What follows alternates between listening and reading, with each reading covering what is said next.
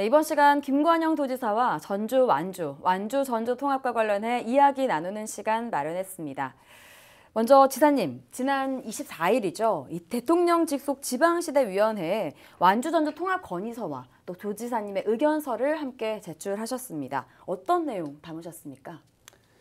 네, 완주 국민들께서 통합 건의서를 도지사한테 제출했기 때문에 이 통합 건의서를 지체 없이 지방시대위원회에 제출해야 되는 것이 도지사의 의무로 법에 규정이 되어 있기 때문에 제가 제출을 했고요. 그 과정에서 통합이 되면 완주와 전주가 자족도시가 되고 특례시로 발전을 하면서 더 큰 중추도시로 발전할 수 있겠다. 그래서 통합의 필요성이 있다라는 취지로 제 의견을 발표한 바가 있습니다.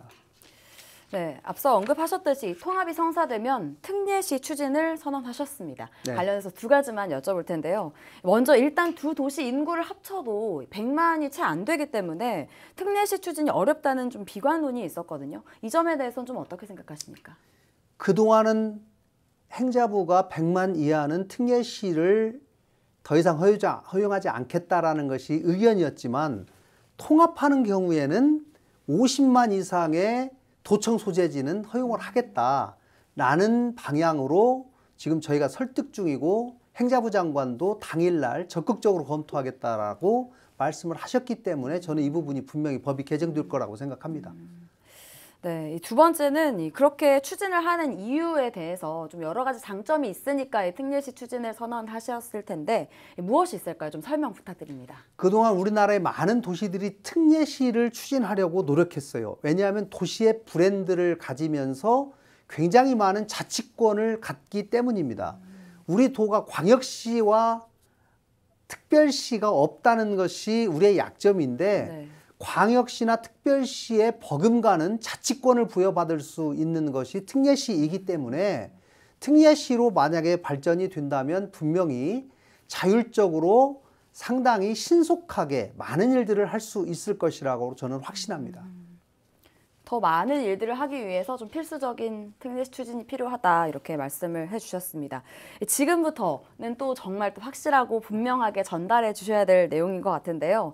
이 두 도시의 통합을 반대하는 완주 군민들은 세금, 혐오시설, 그리고 채무 부담, 쓰리폭탄을 주장하거든요. 이 점에 대해서 좀 동의하십니까? 그러니까 세금 폭탄이라고 하는 것은 나라의 법이 바뀌지 않으면 세금을 별도로 더 매길 수는 없는 것이거든요. 네. 그렇기 때문에 그 말은 좀 안 맞는 것이고요. 혐오시설이 완주군 지역으로 앞으로 집중될 가능성이 있다라고 말씀을 하시는데 혐오시설이라고 하면 통상 쓰레기 소각장이나 화장장을 얘기하거든요. 네. 그런데 쓰레기 소각장과 화장장은 지금 이미 전주시 지역에 전주와 완주가 공동으로 쓰고 있어요. 네. 그리고 앞으로도 10년간을 더 쓰게 돼 있어요. 그렇기 때문에 당장 무슨 완주군으로 10년 내로 이전을 할 가능성은 없다. 그리고 쓰레기 매립장은 지금 완주 이서 지역에 이것도 전주 완주가 통합해서 거기를 공동으로 쓰고 있는데 여기는 2043년까지 앞으로 18년 동안 쓰도록 되어 있어요. 그렇기 때문에 가까운 시간 내에 이것이 추가로 이런 시설이 신설될 가능성이 저는 없다는 것이고 더더욱 완주 군민들의 우려를 불식시키기 위해서는 전주와 완주가 통합을 할 때 이 부분을 협약을 해서 더 이상 이러한 안 좋은 시설들은 완주군으로 더 이상 배치가 되지 않겠다. 전주 완주가 합의하면 저는 될 일이라고 생각합니다.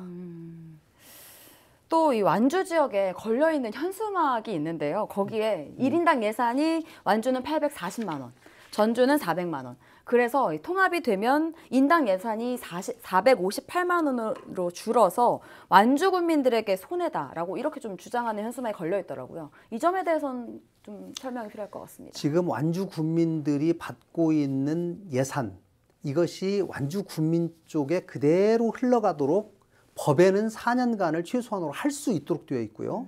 청원과 청주가 통합을 할 때는 그 12년을 못을 박았어요. 그래서 12년 동안은 그런 식으로 흩어지지가 않습니다.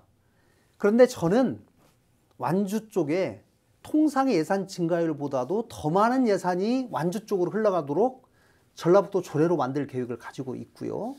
이제 완주 군민들께서 1인당 예산이 840만 원이고 전주는 400만 원이다 이 말씀을 하시는데 이 예산이라고 하는 것이 사람에게 직접 지급하는 데 쓰여지는 것보다는 네. 공무원 인건비라든가 상하수도라든가 땅을 관리하는 데 하청 관리하든가 이런 데 많이 들어가거든요. 네. 완주군이 왜 이렇게 예산이 많냐? 완주군 땅이 전주에 비해서 4배가 많아요. 네. 그렇기 때문에 산악지역 이런 데를 관리하다 보니까 돈이 많이 들어가는 거예요.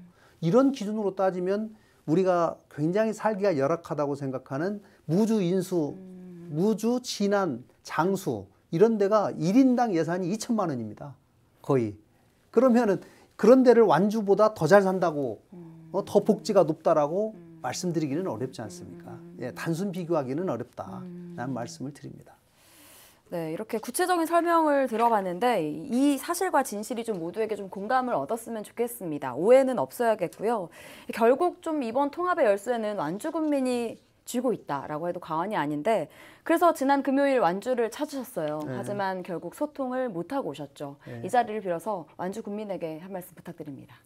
네, 그날 500명의 완주 군민들이 문예회관 내부에서 기다리고 있다가 반대하시는 분들이 입구를 막는 바람에 제가 안에를 들어가지 못했고 그분들과의 대화를 못했습니다. 기다렸다가 아무 일도 못하고 집으로 돌아가신 500명의 완주 군민들께 죄송하다는 말씀 드리고 그러나 완주 군민들과 수시로 대화하고 더 많이 소통을 하도록 하겠습니다. 그리고 완주군 의회 또 반대하시는 분들도 앞으로 자주 만나서 그분들의 얘기를 듣고 혹여라도 잘못된 사실에 근거한 주장이 있다면 저도 말씀을 드리고 또 제가 드리는 말씀 중에 또 잘못된 것이 있다면 저도 언제든지 받아들일 용의가 있다는 말씀을 드립니다. 더욱더 소통하도록 하겠습니다. 네, 이렇게 전주 완주, 완주 전주 통합과 관련해서 김관영 도지사와 얘기 나눠봤습니다. 계속해서 지켜보도록 하겠습니다. 도지사님 오늘 말씀 고맙습니다. 네, 감사합니다.